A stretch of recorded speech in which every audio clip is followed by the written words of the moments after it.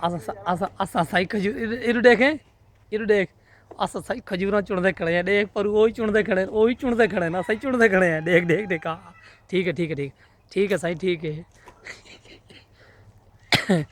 भाईजान नाल थोड़ी गल करने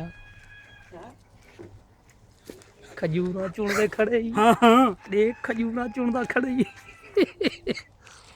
हाँ हाँ